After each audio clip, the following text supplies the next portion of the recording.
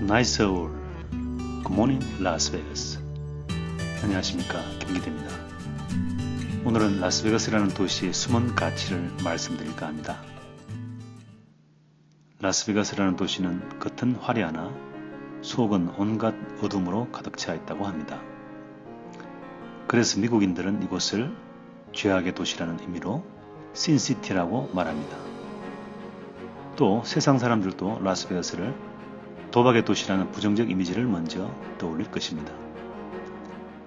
라스베가스에 도박하러 오는 사람들은 올 땐 욕망을 안고 오지만 돌아갈 땐 절망을 지고 떠납니다. 왜냐하면 도박의 확률은 결국 제로로 향하기 때문입니다. 설령 베팅 금액의 99.99%를 돌려주는 확률을 가진 게임이더라도 99.99%의 완복은 제로로 흘러가게 되어 있습니다. 그뿐이겠습니까? 제로는 고사하고 마이너스로 전환되는 것은 순식간입니다. 빛을 얻어 도박에 덤비기 시작하면 인생 파국은 자동적으로 따라오게 되겠지요.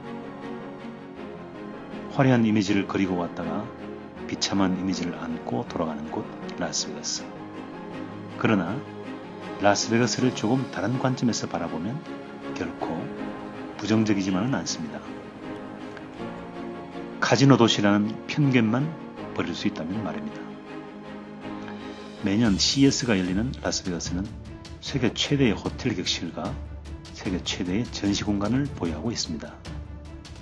세빗이 열리는 독일 하노버가 세계 최대 전시장을 보유한 도시라고 말하지만 그것은 전시장이라고 하는 하드웨어만 그렇고 전시 공간으로 따진다면 라스베가스의 규모를 따라올 도시가 없을 것입니다. 동시에 수십만 명을 수용할 수 있는 숙박 인프라 덕분에 라스베가스에는 크고 작은 컨벤션 컨퍼런스가 연간 4,000여 개가 열립니다. 그런 측면에서 보면 라스베가스는 세계 최고 NBA 캠퍼스라고 해도 과언이 아닙니다. 네로라 하는 각 분야의 세계적인 전문가들이 컨퍼런스에서 연설합니다.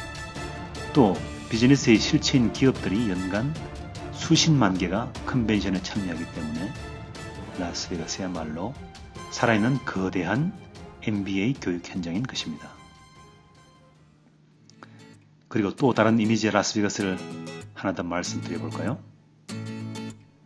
라스베가스를 사막의 도시라고 말하지요.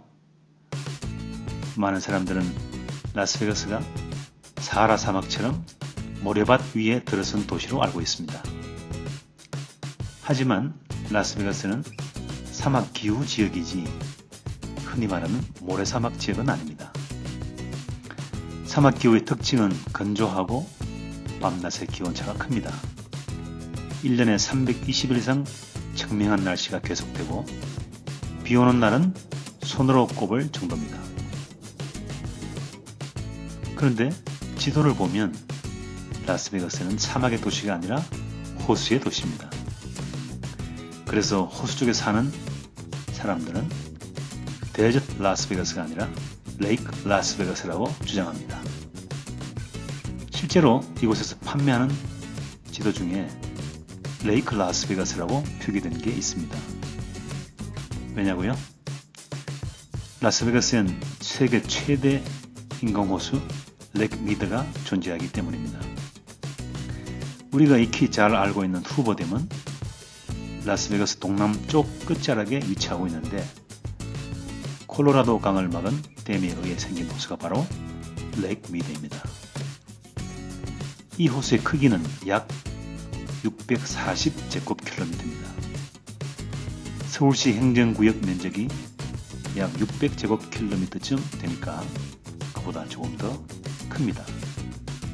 그러나 실제로 콜로라도 강을 끼고 상류를 거슬러 올라가면 크기는 훨씬 더 커지지요.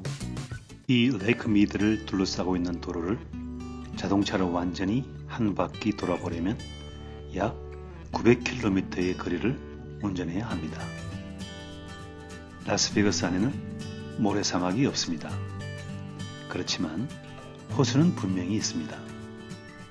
편견이 그래서 무서운 것입니다.